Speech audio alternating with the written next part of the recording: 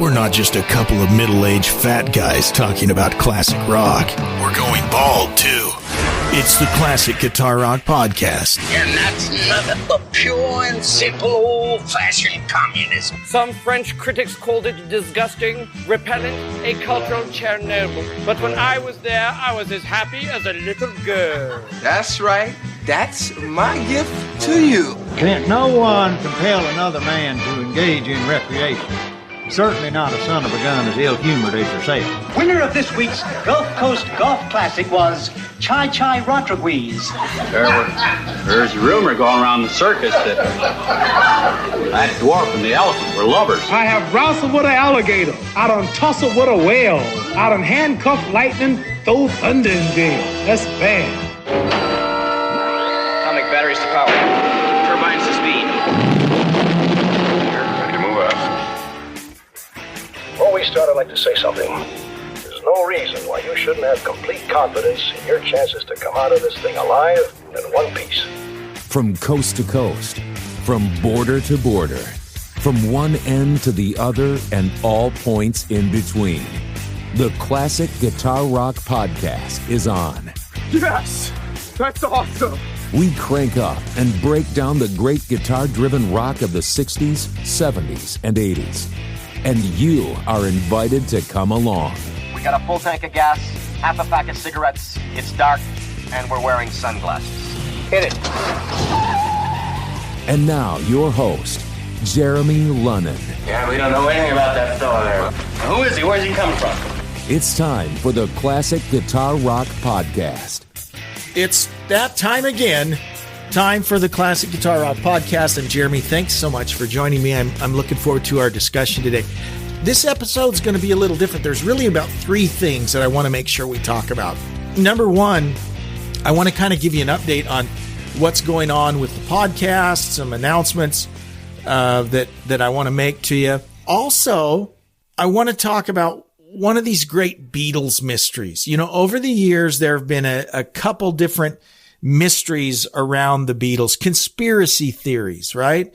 The whole thing about Paul being dead. There's the whole conspiracy theory about Paul being replaced by an imposter. All these crazy things. Well, we're going to talk about a Beatles conspiracy that happened after the Beatles broke up. This is from the mid-70s. So we want to spend a little time talking about that. And then I want to wrap things up with a discussion on what I call my guilty pleasures. What do I mean by that? Guilty pleasures are bands that I'm a fan of that aren't really classic rock. These might be the bands that you wouldn't tell your friends you really liked. Okay. I want to share a few of those because I got about 5.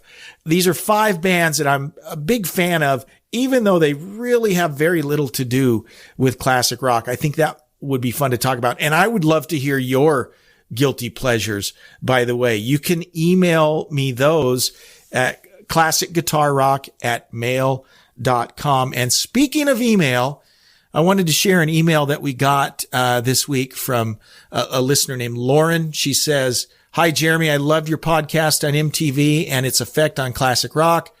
BOC and Kansas are my 2 favorite bands, so it was funny that you mentioned both of them." Go back and listen to the last episode. We mentioned those bands in our discussion. She continues, "I do think Buck Dharma and Steve Walsh are good looking guys, but yes, those 2 bands, along with Rush, Styx, and several other great 70s bands, were pretty beat up in the 80s. I'm old enough, however, to remember Tommy Shaw being quite popular in the teen mags for a couple of years in the early 80s. To be honest, I have to say that the videos from all these bands listed above pretty much sucked anyway, regardless of the lack of charisma and sex appeal of the band members. BOC's attempt at videos was horrible, and I'm betting they probably hated doing videos anyway. These are bands that relied on pure 100% musicianship to get by. Other than the laser shows and Robot Idea, I never forgave Dennis for that. Buck Dharma is a killer guitarist, and I don't even know where to start with the talent in the original lineup of Kansas." Great points that Lauren makes. And she went on to say some nice things, and we really appreciate you listening, Lauren. And again, I would encourage anyone to email us at any time. I have one more email I want to share with you. And full disclosure, this is a buddy of mine, James, that I went to high school from. And isn't it great how the internet, social media brings us together, keeps us together with friends from the past. So I got an email from my buddy James, who lives in Virginia. He says, "How are you doing? I just listened to your classic guitar rock countdown during my commute home today. The Rush and 1980 episodes. Good tunes. Great to hear you on the radio again." Well, technically I'm not on the radio, but I used to be. He says, "I have a different Rush top 10, but I agree that all you selected are great. Some suggestions for top 10s. U2, The Police, Van Halen, Do the Year 1983, women-led bands, Queen and Aerosmith. Those are all great ideas." So I guarantee you, James, we will do each of those coming up. Those are all great topics for top 10 lists. He mentions the Classic Guitar Rock Countdown. The Classic Guitar Rock Countdown is our sister podcast that's only available on Spotify Premium. So if you have Spotify Premium, check it out, the Classic Guitar Rock Countdown. Now, if you just listen to Spotify and don't have Premium, what happens is when you listen to it, it only plays about 30 seconds of each song. So you can hear the content, you can hear me talking about it, but you really don't get the full effect unless you have Spotify Premium that plays all the songs, and it's a lot of fun. So thanks to James for emailing us. Thanks to Lauren. And there was a plug for the Classic Guitar Rock Countdown. Okay. First thing I want to do, before we get into our Beatles conspiracy and my guilty pleasures, is I want to just kind of give you a heads up on what we're doing with the podcast, some exciting things. First of all, thank you for listening. And we just continue to steadily grow, continue to have downloads, and I really appreciate it. So please like, subscribe, follow, share. If you like the podcast, share it with your friends. And rating and reviewing is very helpful also. So if you like I don't want you to do any of this if you don't like the podcast, but if you do like the podcast, please write a review and rate us on Apple Podcasts. That would be wonderful. But a couple big announcements. The big one is our website is going to go live next week. We're shooting for Monday. So hopefully Monday next week, you'll see the new podcast. The new website. I have a new partner coming on board. His name is John, and John will actually be joining me on the show here in the next few weeks. And he is our web designer, and he's done a phenomenal job. I think you'll really like the website. There'll be more ways for you to interact with us. You can sign up for a newsletter and just exciting things. The website address will be www.classicguitarrock.com. www.classicguitarrock.com. You can go to that URL right now, and I don't think it shows you anything, or I'm not sure what it will show you. John might already have the site up and I just don't know about it. But anyways, that will be the web address when we officially go live next week. And I'm excited about it. I think you'll like the website. It's really cool, and we'll be able to do some cool stuff there. The next announcement related to the podcast is we are going to start doing a video version of the podcast. And when I say video, I don't mean just two fat guys on Zoom talking. I mean, we're actually going to do a video version of the show that will be, like I said, not just sitting and seeing two boxes on Zoom, but an actual video filmed in a studio type of show. That's probably a couple months down the road, but just wanted to make you aware of that. Looking forward to that. And I think that will be a lot of fun. So when we come back, we're going to talk about this Beatles conspiracy from the mid-70s. And we're also going to talk about Jeremy's guilty pleasures. But first, let me talk to you about one of our great sponsors. This is a book called Crazy Is as Crazy Does, The Life of a Serial Killer by John Mudgett. And this is a tensely clever first-person psychological thriller that deep dives into the world of an experienced serial killer. The ebook is available for purchase via Amazon, and it's free if you're a Kindle Unlimited reader. The protagonist in the book, John Goodman, is fictional, but the circumstances of Goodman's dark life are firmly rooted in historical characters and events. Crazy Is As Crazy Does begins in 1955 and follows John as he evolves from a timid and disorganized criminal into a powerful mastermind of deception and intimidation. Check that out. Crazy Is As Crazy Does, The Life of a Serial Killer by John Mudgett on Amazon.com.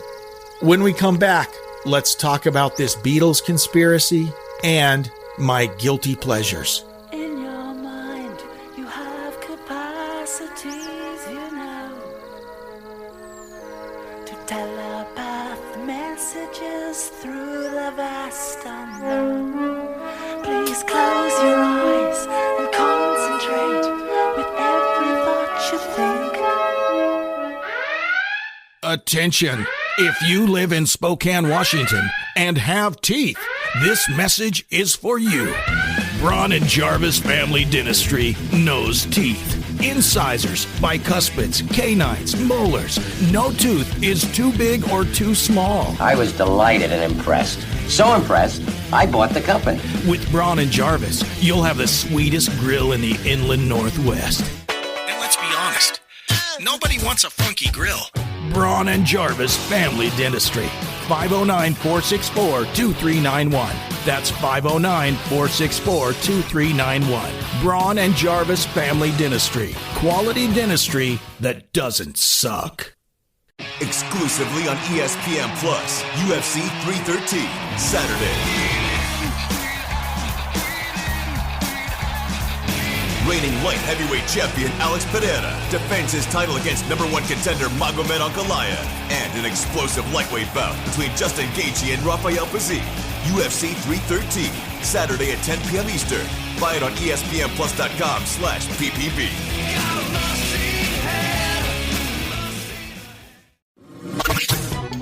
For some reason or another, you sound a little taller on radio. Jeremy Lennon on the Classic Guitar Rock Podcast.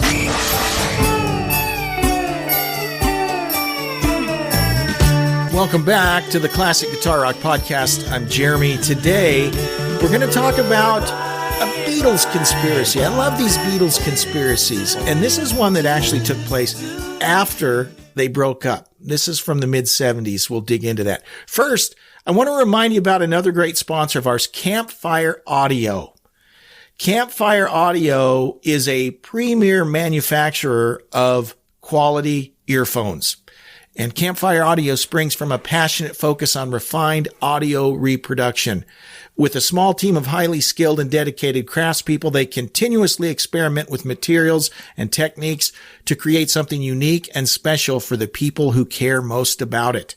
With determination and focus, prototypes turn into world-class earphones, and each model in their earphone line is designed and assembled by hand in their Portland, Oregon workshop. Their earphones are second to none in performance and finish, and rest assured that when you purchase a Campfire Audio earphone, you are the proud owner of a world-class product from a company that confidently stands behind everything it creates. Check them out today, campfireaudio.com. Okay, we're going back to 1976, and there's this band out of Canada called Klaatu, Klaatu. Now, if you're a science fiction fan, you might recognize that name. Klaatu is the name of the character from the movie The Day the Earth Stood Still. Remember, he walks off of the spaceship. He's the ambassador from an extraterrestrial confederation who visits the Earth. His name was Klaatu. So this band releases this album called 3:47 a.m. And to be honest, not much happened with it. You know, it kind of came and went. They had kind of minor success with this song called Calling Occupants. In fact, I played it as our outro music. Calling Occupants of Interplanetary Crap, which was later in the late 70s a hit by the Carpenters. You might remember that version.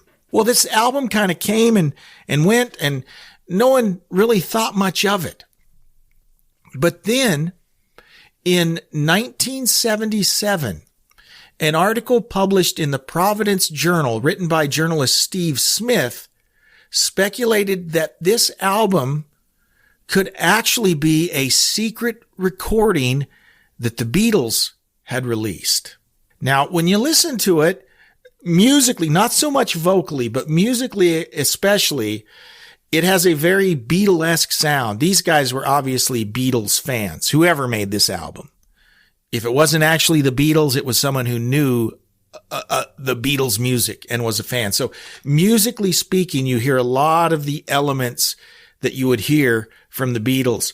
And as is the case with a lot of these conspiracies, the record company didn't do much to squash it, right? They kind of let it play out because why? Because it's publicity. It's good marketing. And so there were a number of little coincidences that they would point to say, oh yeah, this is Beatles. Number one, on the album, there's no listing of the musicians, of the writers, no pictures. So it's just an open slate, right? It's on the Capitol label, which the Beatles were on Capitol, right? Perhaps the most interesting connection was, we talked about this figure Klaatu, where they got the name from. Well, around the same time, Ringo Starr had released an album, and on the cover of the album, he's kind of reenacting that scene from the day the earth stood still. It's just Ringo's head instead of the Klaatu figure's head. So there's a link there. Ringo's got this album that's using the day the earth stood still, just like this album. So all of this stuff is kind of being compounded. People would call and ask, and of course, the studios kind of basically had a we can't confirm or deny type of approach, just to make it, to milk it for all it was worth. So this went on for several months. And while all this is happening, okay, remember the album came out in 76, a few months after it had come out, all this happened. So this is 77 when all this is going on. And the band at this time is actually in England recording their second album. And they're hearing about all of this, and I think they just thought it was kind of funny. They didn't jump out to stop it.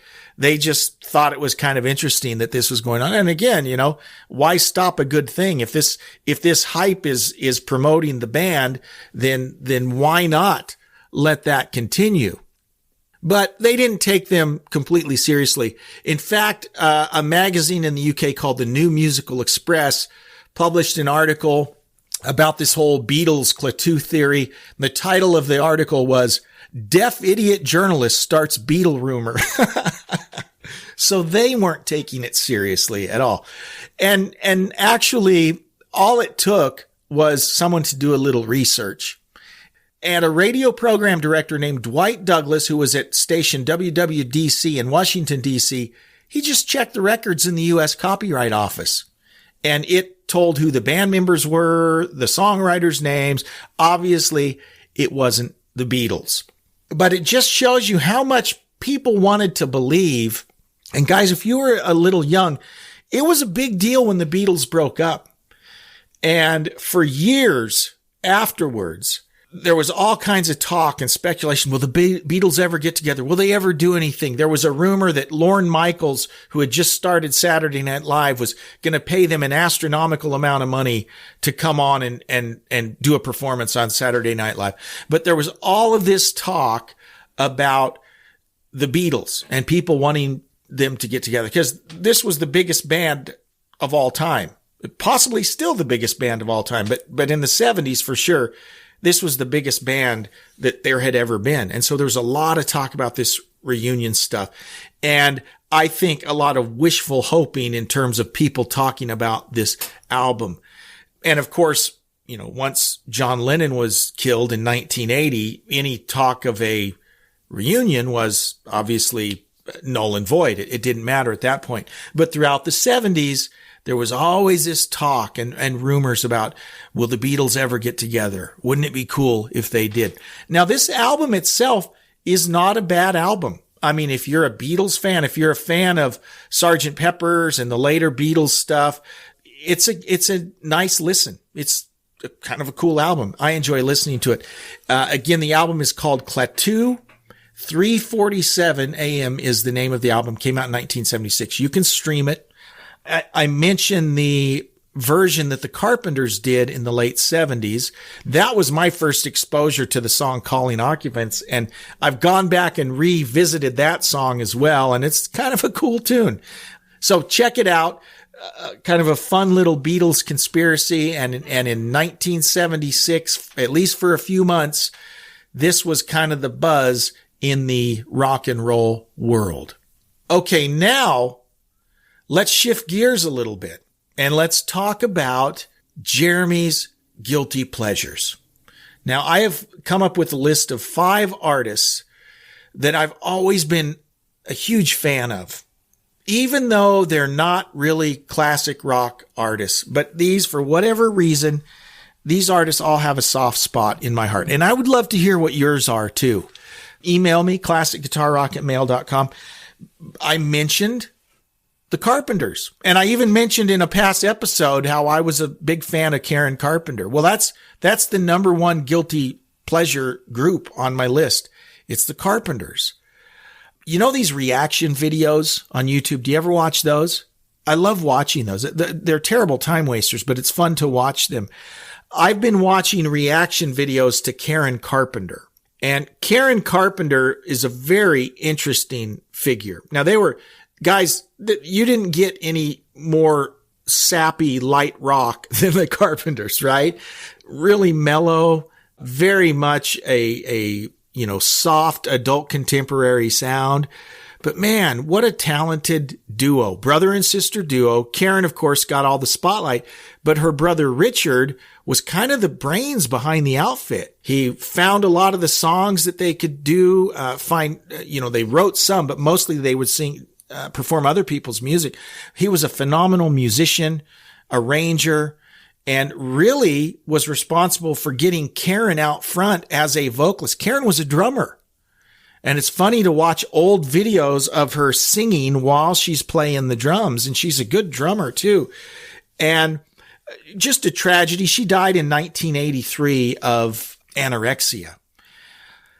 But for that 10-year period, throughout the 70s, the Carpenters were very popular, very successful. And let me get back to my point about these reaction videos. Most of these reaction videos on YouTube are folks that are younger, too young to have heard the Carpenters.